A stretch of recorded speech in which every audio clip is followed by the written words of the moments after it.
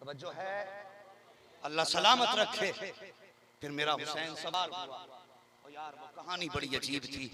जब आप चले ना हो, कभी तुमने देखा होगा जवानों जो परदेश जाते हो, अगर आप परदेश में हो, अगर भारत से बाहर हैं तो आपको हर इंडियन प्यारा लगेगा, और आप अपने सूबे से बाहर हैं तो आपको हर झारखंड का बंदा अच्छा लगेगा, और आप अपने जिले से बाहर हैं तो आपको हर जिले का आदमी अपने घर का आदमी लगेगा। होता क्या ना परदेश में। मेरे हुसैन करबला के मैदान में हैं, सवार हुए घोड़े पे।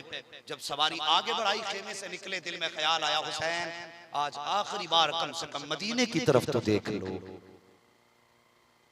इस ख्याल का आना था, सवारी रुक गई। सवारी रोकी मेरे हुसैन ने और उसके बाद रुख किया मदीना शरीफ की तरफ। आंख में आंसू थे, गर्द और गुबार उड़ता नजर आया। आपके दिल में ख्याल आया कहीं ये मेरे नाना के शहर से तो नहीं आ रहा है। अल्लाह अकबर। ठहर गए। जब सवार करीब आया, सुना तो जरा ये बात, तैयार है सुनने के लिए? जरा बोलते ना या हुसैन। जिनकी आंखें बरस रही हैं, यार आज मेरे हक में भी दुआ कर दो। अगर आंखें बरसी हैं ना, खुदा की कसम ये नसीब की बातें हैं, ये नसीब की बात है। इसलिए हसनैन करीमैन दोनों से ये रिवायत फरमाते, अगर हमारी मोहब्बत में किसी की आंख से आंसू का एक कतरा निकला, और इतना निकला कि सिर्फ पलक का एक बाल भिगो पाया है, फरमाते सुनो कयामत के दिन उस वक्त तक जन्नत में नहीं जाएंगे जब तक उसका हाथ पकड़ के जन्नत में दाखिल नहीं कर देंगे। बस तवज्जो करें। रुख किया मदीने की तरफ, सवार आता नजर आया। आप ठहर गए, सवार करीब आया। आने के बाद उस सवारी से उतरा, उसके हाथ में 2 गठरियां थी। कितनी? तवज्जो है ना? कितनी? जरा सारे बता दें कितनी गठरियां थी? 2 गठरियां थी। गठरियां रखी, कभी खेमों की तरफ जाता था, कभी मक्तल की तरफ जाता था। कभी खेमे की तरफ और कभी मक्तल की तरफ। 3-4 चक्कर लगाए। मेरे हुसैन ने फरमाया ठहर तो भाई, कौन है? कहने लगा मदीने से आया। कहा किसे तलाश कर रहा है? कहा हुसैन इब्ने अली को तलाश कर रहा है। आपने फरमाया क्या बात है?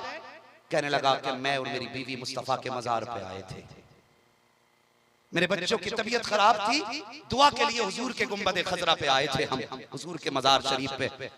मैं दुआ कर रहा था, एक बच्ची को हमने रोते हुए देखा। वो हुजूर के मजार के पास बैठ के कह रही थी, नाना जब से बाबा गए हैं दिल नहीं लग रहा है।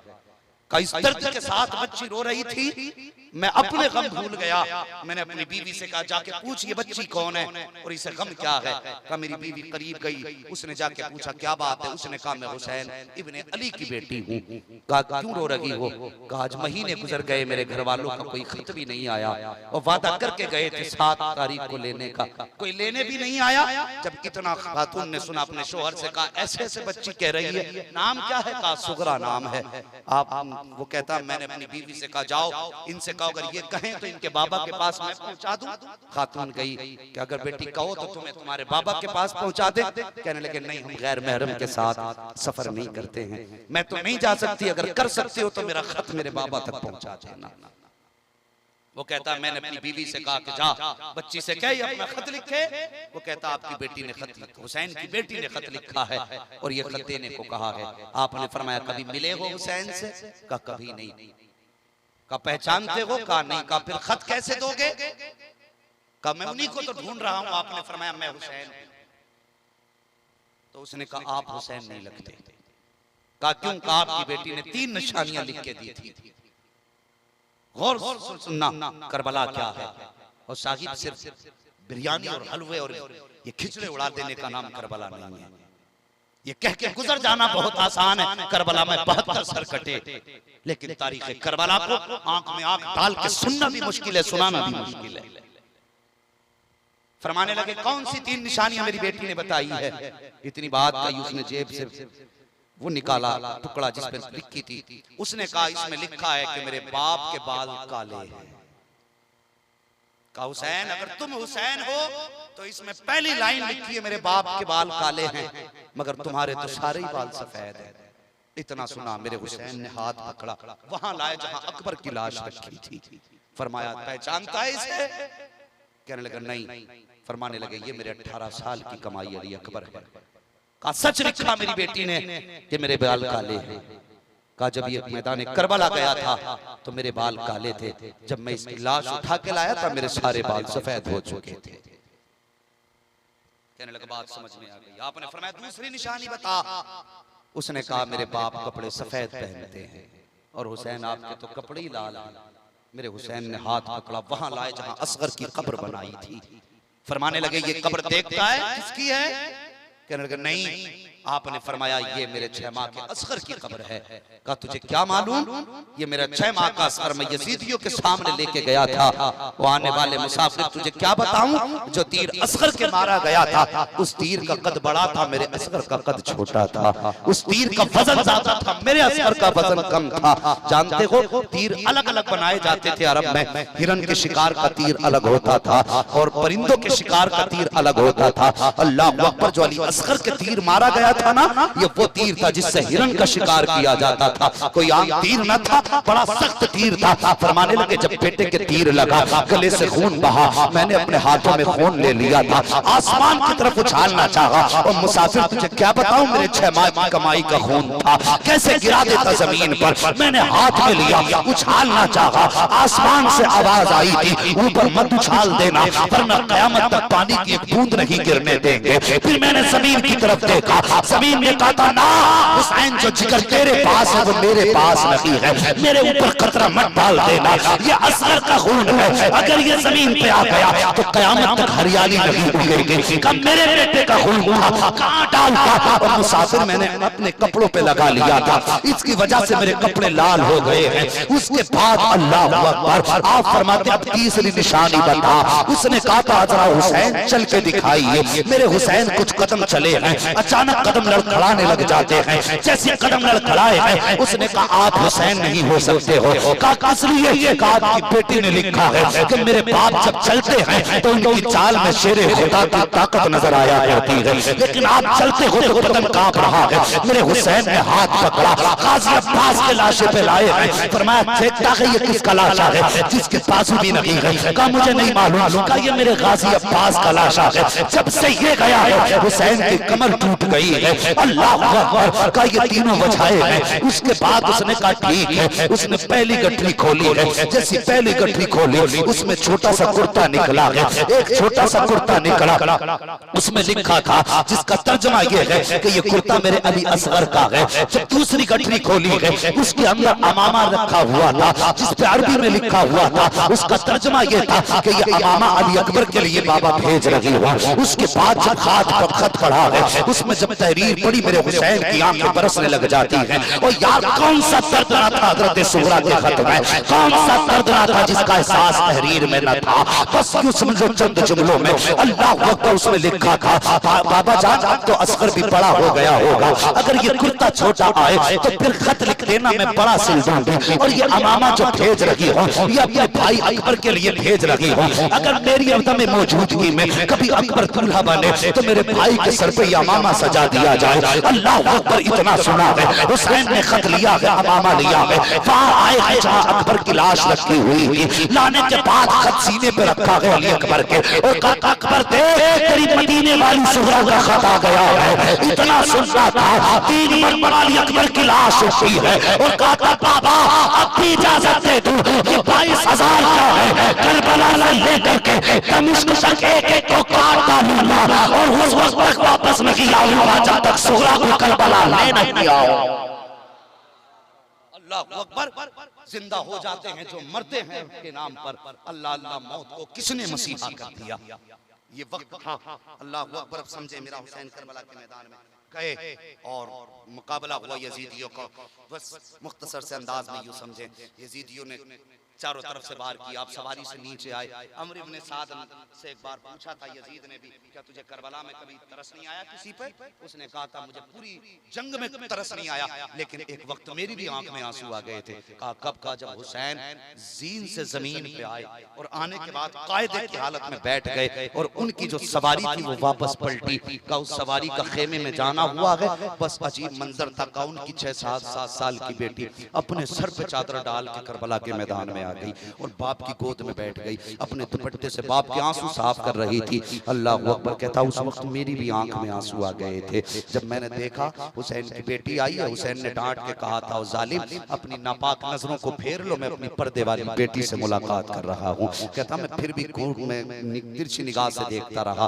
का अजीब मंजर था। का हुसैन की बेटी ने यूं बाप के गले में हाथ डाल रखा है। आपने आवाज दी, सैयदा ज़ैनब आई है। का ज़ैनब सकीना को संभालो। कहने लगा उस वक्त बड़ी अजीब खड़ी थी वो। का हुसैन एक हाथ छुड़ाते थे बेटी का, बेटी दूसरा हाथ गले में डाल लेती थी। जब एक छुड़ाते थे दूसरा डाल लेती थी। कहता उस वक्त मेरी भी आंख में आंसू आ गए थे जब मैंने हुसैन की बेटी का प्यार देखा था। अल्लाह अकबर। मेरे हुसैन ने अल मुख्तसर सजदे में सर रखा और रखने के बाद कहा था, या अल्लाह मैं तो तेरी रजा पे राजी हूँ, बता तू भी हुसैन से राजी है कि नहीं। इतना कह के जब सजदे में सर रखा और आपके गले पे खंजर चला, आवाज आ रही थी, या अय्यतुहन नफ्सुल मुतमइन्ना इरजिई इला रब्बिकी रादियतम मरदिया फदखुली फी इबादी वदखुली जन्नती। इसकी जुर्रत पर अली शेरे खुदा को नाज है, इस नवासे पर मोहम्मद मुस्तफा को नाज है। सजदे तो सबने किए, इसका नया अंदाज है, इसने वो सजदा किया जिस पर खुदा को नाज है।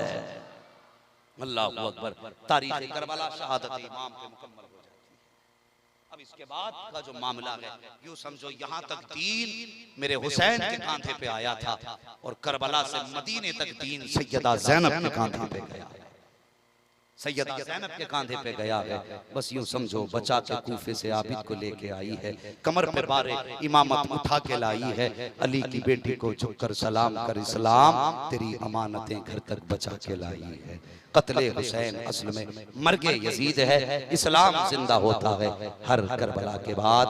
वबश्शिरिस साबिरीन, खुशखबरी है सब्र करने वालों के लिए। बस साहिब अपने इमाम से प्यार करो, इमाम हुसैन से मोहब्बत करो। अपने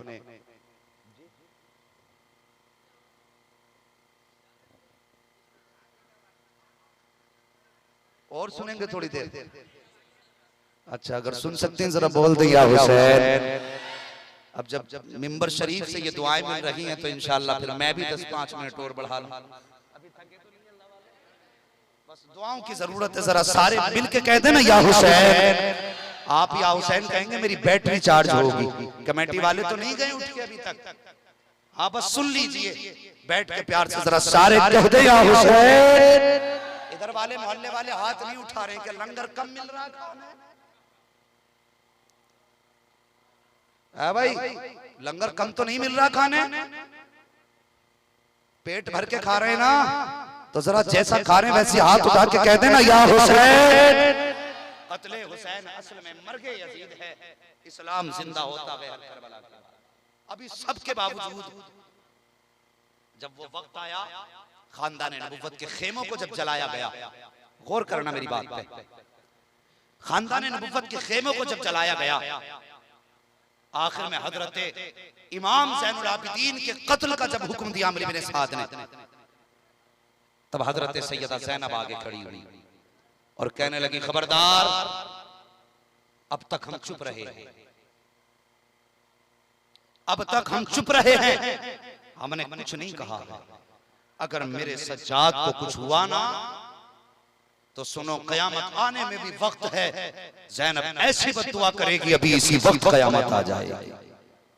जब इतनी बात कही यजीदी पीछे हट गए थे। अल्लाह अकबर। फिर वो शाम गरीब आई जब लाशें बिखरी हुई थी। अरब वालों का दस्तूर ये था जब किसी को जलील करना चाहते थे तो उनके लाशों पे घोड़े दौड़ाते थे। ये दस्तूर था अरब का। किसी को रुस्वा करना चाहते थे तो कत्ल के बाद घोड़े दौड़ाते थे। अब हुसैन का हाथ तो न मिल सका, अब चाहा इनको रुस्वा करे। सैयदा ज़ैनब को पता था इनके इरादों का।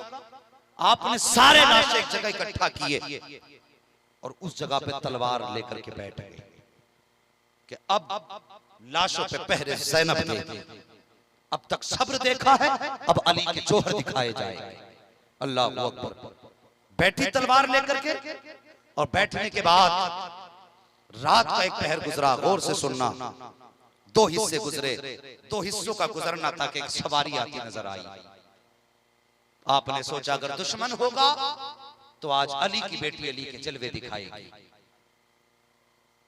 ये सोच करके चादर और तलवार संभाली खड़ी हो गई। जब सवारी करीब आई, आकर के सवार ने कहा अस्सलामु अलैकुम।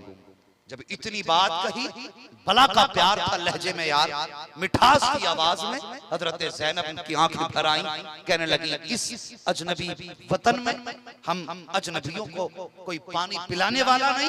वो आने वाले, तूने इस प्यार से सलाम किया, बता तू कौन है? आने वाले ने कहा मुझसे ना पूछ मैं कौन हूँ, बता ये जो दो लाशें पड़े हैं ये किसके हैं? हजरत ज़ैनब ने कहा आने वाले ये दोनों लाशें मेरे शहजादों के हैं। फिर उसने इशारा किया इमाम के लाशे की तरफ, कहा ये किसका लाशा है? कहा ये राकिबे दोषे पैगंबर का लाशा है, ये उसका लाशा है जिसको मुस्तफा कांधे पे बैठाया करते थे। अल्लाह अकबर। आने वाले ने फिर गाजी अब्बास की तरफ इशारा किया, कहा ये कौन है जिसके बाजू ही नहीं है? कहा कि ये गाजी अब्बास अली का शहजादे हैं, ये उनका लाशा है। सबके बारे में बारी बारी पूछकर जब आने वाला जाने लगा, हजरत ज़ैनब ने आगे बढ़ के आपकी सवारी की लकेल पकड़ी और कहने लगी जाने वाले ऐसे नहीं जा सकते, कम से कम अपना नाम तो बता के जाइए। जब इतनी बात कही, आने वाले ने चेहरे से नकाब हटाया और आने वाले ने कहा ज़ैनब पहचानती नहीं हो, मैं कोई और नहीं बल्कि तुम्हारा नाना मोहम्मद रसूलुल्लाह आया हूँ। का नाना कैसे आए हो? का देखने आया हूँ जो वादा मेरी ज़ैनब ने फातिमा से किया था, क्या वो वादा पूरा किया है कि नहीं किया है? कैसा साथ निभाया है ज़ैनब ने? अल्लाह अकबर। फिर अलविदाई सलाम किया, मुस्तफा भी रुखसत हुए हैं, रात गुजरती गई, फजर का वक्त आया है। रात का जब वक्त गुजरा, फजर के वक्त में हजरत हुर की बीवी आई है, पानी का प्याला लाई है।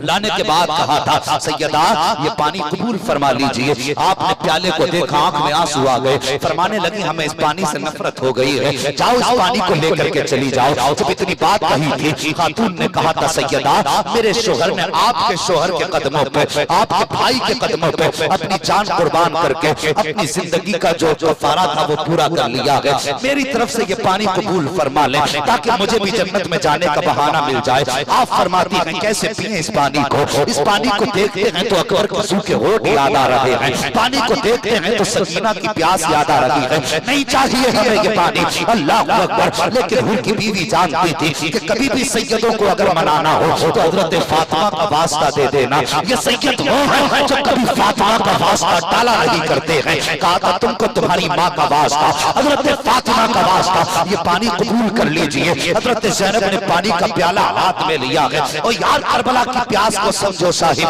क्या है करबला और क्या है खानदान नबूवत, जरा गौर करना। आपने पानी का प्याला लिया है, एक तारीख के मुताबिक आपने पानी का प्याला लिया। खातून ने कहा पी लो सैयदा। का हमारे घर का उसूल है, पहले हम अपने छोटों को पिलाया करते हैं, उसके बाद बड़े पिया करते हैं। आप पानी का प्याला लेकर के गई है इमाम ज़ैनुल आबिदीन के खेमे की तरफ। इमाम सज्जाद बेहोश पड़े हुए हैं। जाने के बाद आपने अपने भतीजे के सर पे हाथ रखा, आवाज दे के कहा था सज्जाद सज्जाद। कोई जवाब न मिला। आपने अपने हाथ में पानी का छींटा लिया है, इमाम ज़ैनुल आबिदीन के होठों पे लगाया। जैसे लगाया है इमाम सकीना प्यासी है, पहले पानी उनको पिलाइए। हजरत ज़ैनब पानी का प्याला लेकर के हजरत सकीना की तलाश में निकली है। आई तो खेमे में सकीना नजर न आई। मेरे हुसैन ने जाते जाते कहा था ज़ैनब मेरी सकीना का ख्याल रखना, ये मेरे बगैर कभी सो नहीं पाई है। आज जुदाई की जिंदगी की पहली रात होगी, शायद मेरे बगैर सकीना को नींद न आए। आप खेमे में आई है, क्या देखती है? खेमा खाली है। खेमे को खाली देखा दिल धक से हो जाता है कि हुसैन ने कहा था सकीना का ख्याल रखना, आज पहली रात में सकीना का ख्याल न रख सकी। उसके बाद आप दौड़ी है चारों तरफ, कई खेमे में सकीना का पता न चला।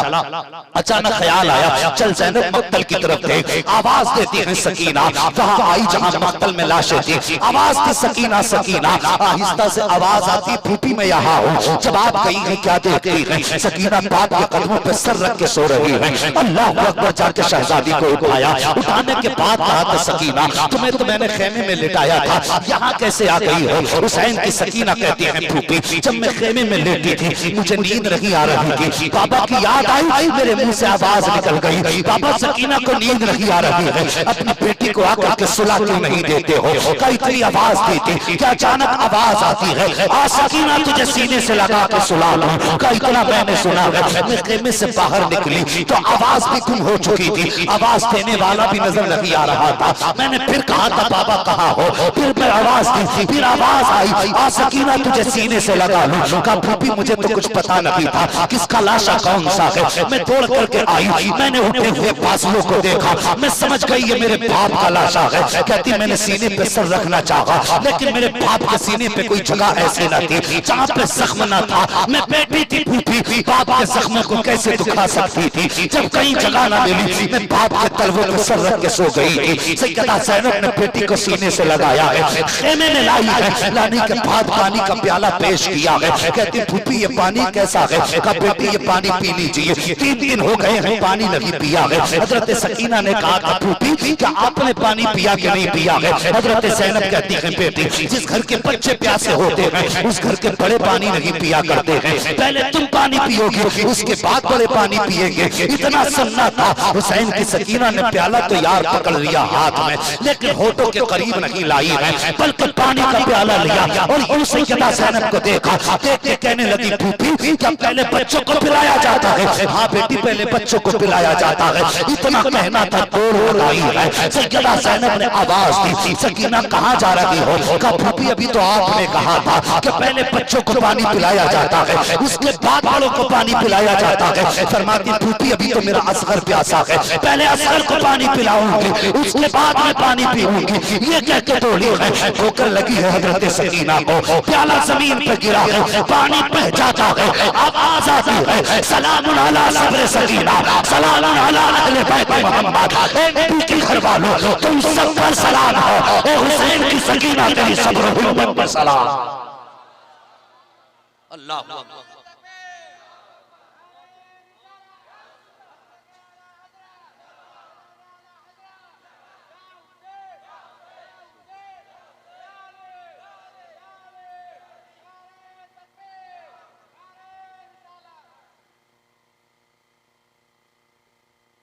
बस साहिब ये करबला है, तशना लबों ने होठ न रखे फुरात पर, तारीख में ये पानी की पहली शिकस्त है। खुदा की कसम ये तारीख नहीं मिलती, शहीदों की बड़ी बड़ी तारीखें हैं। हाँ हजरत अमीर हमजा की शहादत कोई छोटी शहादत नहीं थी, बड़ी कुर्बानी है, लेकिन जो दर्द करबला में देखने मिलता है वो दुनिया की तारीख के किसी फर्क में देखने नहीं मिलता। अल्लाह अकबर। हजरत ज़ैनब ने किरदार निभाया, पूरा सफर किया। आखिरी बात बता के बाद खत्म कर लूं, इंशाअल्लाह अगर कभी जिंदगी होगी ना तो इंशाअल्लाह हजरत ज़ैनब की मदीना वापसी बयान करूंगा। फिर देखना कि सैयदों ने कितने जुल्म बर्दाश्त किए हैं, कितनी मुसीबतों का सामना किया है। बस इतना समझ लो, जब ये करबला से वापस चले थे तो 13 मुहर्रम थी, जब मदीना शरीफ पहुंचे थे तो 27 रमजानुल मुबारक थी। महीने जोड़ लो कितने बनते हैं, मेरे हिसाब से तो तकरीबन 9 महीने बनते हैं। और जिस रास्ते से ये निकाले गए थे उन सारे रास्तों को जब किलोमीटर से जोड़ा गया ना तो 5600 मील सफर किया था पैदल। कितना? 5600 मील पैदल सफर किया था सैयदा ज़ैनब और खानदान नबूवत की शहजादियों ने। मगर कमाल है, सफर करते भी आए हैं, कुरान पढ़ते भी आए हैं। आपने 9 महीने सफर किया, 5600 मील सफर किया, और इस 5600 मील में सैयदा ज़ैनब ने 72 कुरान मुकम्मल किए हैं। 72 कुरान मुकम्मल किए हैं। जब मुस्तफा के मजार पे पहुंची सबने कहा था ज़ैनब कुछ तो सुना। फरमाया था तुम्हें बाद में सुनाऊंगी, अपने नाना को पहले सुनाना है। हुजूर के मजार पे आई, कुरान की तिलावत शुरू की, पढ़ते पढ़ते इस आयत करीमा पे पहुंची। हजरत फिज़ा पीछे खड़ी थी, इस आयत करीमा पे पहुंची हैं अल्लज़ीना इज़ा असाबतहुम मुसीबा क़ालू इन्ना लिल्लाहि व इन्ना इलैहि राजिऊन। हजरत फिज़ा ने सैयदा के कंधे पे हाथ रख के कहा था सैयदा बस कर, मुस्तफा की कब्र अनवर हिलने लग गई है, बस कर वरना क़यामत आ जाएगी। हजरत ज़ैनब ठहरी, आवाज आई ज़ैनब क्या बता रही हो? सैयदा ज़ैनब ने कहा था बाबा बेटे लुटा के आई हूं, आपका दीन बचा के लाई। बचा के कूफे से आबिद को लेके आई है, कमर पे बारे इमामत उठा के लाई है। अली की बेटी को झुककर सलाम कर इस्लाम तेरी अमानतें घर तक बचा के लाई है। कलमा शरीफ पढ़ लीजिए, ला इलाहा इल्लल्लाह मुहम्मदुर रसूलुल्लाह। जो हुआ अखलाकुल कमा फरमाए रब्बे कायनात। जिंदगी ने दिया साथ, फिर होगी मुलाकात। चमन रहा फूल खिलेंगे, जिंदगी रही फिर मिलेंगे। मुसाफिर में हम भी, मुसाफिर हो तुम भी, किसी मोड़ पर फिर मुलाकात होगी। फकीरान आए सदा कर चले, सदा खुश रहो ये दुआ कर चले। वमा अलैना इल्लल बलाग। अस्सलामु अलैकुम व रहमतुल्लाहि व बरकातहू।